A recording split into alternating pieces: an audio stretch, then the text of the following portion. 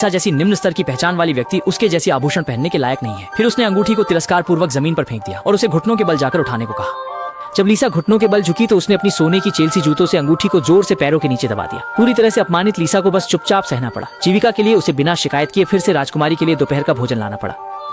आपका दोपहर का भोजन महारानी जी। मैं इस तरह का खाना नहीं खाऊंगी। लिसा केवल यह समझा सकी कि विमान में केवल यही भोजन है, लेकिन कौन जानता था कि राजकुमारी ने सख्ती से कहा कि वह इस कचरे को नहीं खाना चाहती। इस पर लिसा को भी एक समय के लिए समझ नहीं आया कि क्या करना है। तभी राजकुमारी ने लिसा के कार्य भोजन को खाने की इच्छा जताई। पैसे कमाना मुश्किल है और खाना मुश्किल है के सिद्धांत के तहत वह केवल राजकुमारी की इस अजीब मांग को मान सकती थी, लेकिन सोचते हुए कि वह खुद भूखी नहीं रह सकती, उसे याद आया कि राजकुमारी को लॉबस्टर सेको। इसलिए लिसा ने उसे नहीं बताया कि उसके काम के खाने में झींगा मछली है, बल्कि उसने उन्हें एक एक करके निकाल दिया और फिर आदर पूर्वक उसे ले गई। इस बार राजकुमारी ने कोई और नखरा नहीं किया, बल्कि झींगा मछली वाले नूडल्स को मुंह में डालकर चबाने लगी। कुछ ही और खाने के बाद लिसा ने उसकी जोरदार खांसी की आवाज सुनी और जब वह वहां पहुंची तो राजकुमारी के पास उसे देखने का समय नहीं था और वह जल्दी से बाथरूम की